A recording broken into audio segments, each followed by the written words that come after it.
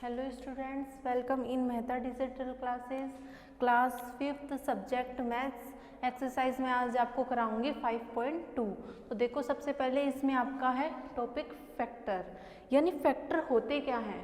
Factor होते हैं multiply तो होते हैं, मल्टीपल तो क्या होते हैं कि किस किस से मल्टीप्लाई है, ये जो आपकी डिजिट है ये इसके मल्टीपल यानी मल्टीप्लाई क्या क्या हो रहे हैं, तो वो तो होता है आपका मल्टीपल। फैक्टर क्या होते हैं? यानी ये किस किस से डिवाइड हो रहा है, उसमें मल्टीप्लाई होता है, इसमें किस किस से डिवाइड हो रहा है, यानी कौन कौन सी वो डिजिट हैं जिनसे वो मल्टीप्लाई हो रहा है, तो वो डिजिट लिखनी है। ये अक्सर मल्टीपल में तो क्या होते हैं, बढ़ते जाते हैं, और फैक्टर में जो नंबर जो डिजिट होती है उससे छोटे ही होते हैं। देखो कैसे, जैसे फैक्टर किस तरीके से होते हैं, जैसे आपको 5 का फैक्टर लिखना है तो 5 का फैक्टर किस तरीके से लिखोगे? 5 किस किस के टेबल में आता है, यानी कौन कौन से डिजिट के टेबल में आता है, कौन कौन से नंबर के टेबल में आता है। जैसे 0 में 1 में 5 आता है, 1 के टेबल में 1 1 जा 1 1 2 जा, तो 1 के टेबल में 5 आता है। 1 में तो सबके ही आते हैं, ठीक है। 2 के टेबल में 5 आता है, नहीं आता। 3 में भी नहीं आता, 4 में नहीं आता, सिर्फ 5 में आता है। इसके बाद में तो आएगा ही कहाँ से, ठीक है। तो यानी 5 से बड़े नहीं होंगे। मल्टीपल क्या होते हैं, 5 का अगर मल्टीपल पूछते हैं तो बड़े होते हैं, 10 20 30 ऐसे होते हैं। पर इसमें क्या होता है, मल्टी फैक्टर में होता है 5 से जो डिजिट होगी उससे छोटे ही होंगे, यानी आखिर में वो खुद डिजिट ही होगी, ठीक है। तो फैक्टर यानी किन किन से डिवाइड जा रहा है वो होता है आपका फैक्टर।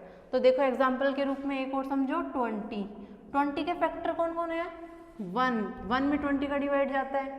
2 के टेबल में 20 आता है ना, तो 2 की टेबल में भी जाता है, यानी जिससे पूरा पूरा डिवाइड चला जाए, यानी पूरा कुछ भी नहीं बचे, रिमेनिंग कुछ भी नहीं बचे, तो वो हो जाएगा आपका फैक्टर।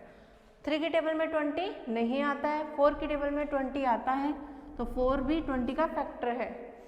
5 की टेबल में भी 20 आता है, 6 की टेबल में नहीं आता है, 7 में भी नहीं आता, 8 में भी नहीं आता, 9 में भी नहीं आता, 10 की टेबल में आता है। 10 2 जा 20, तो 10 की टेबल से भी ये पूरा पूरा डिवाइड होता है। फिर ये 20 में ही जाता है, यानी 20 1 जा 20, तो आखिर में इसका 20 होता है। ये सब इसके क्या है, फैक्टर।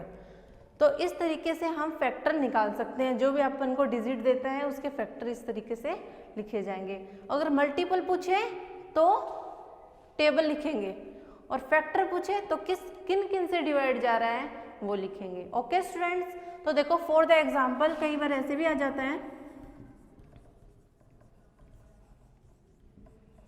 जैसे आपको 20 और 10 के कॉमन फैक्टर बताने हैं, यानी जो सेम, जो 20 के भी फैक्टर हैं और 5 के भी फैक्टर हैं, कॉमन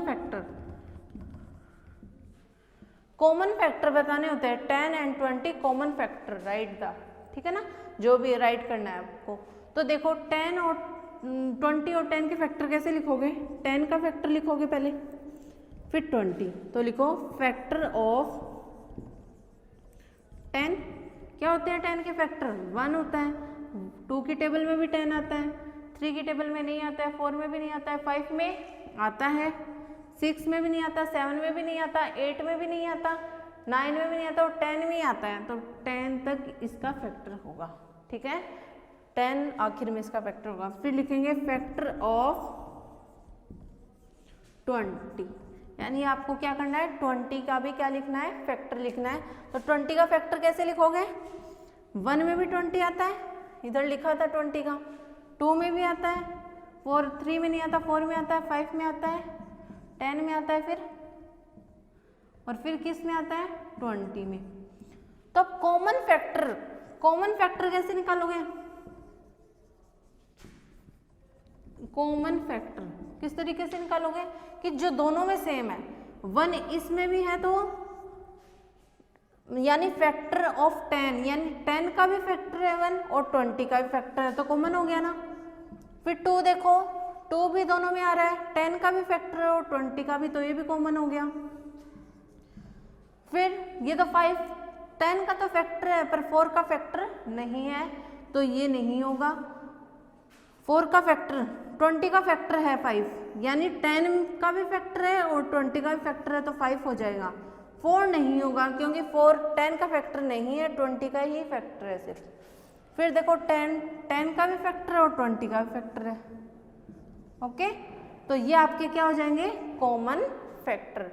आई होप आपको ये दोनों चीजें समझ में आई होगी कि क्वेश्चन कॉमन में कैसे बताना है आपको, और अलग अलग कोई डिजिट का फैक्टर पूछे तो आप कैसे लिखेंगे। आई होप आपको ये समझ में आ गया होगा। Thank you.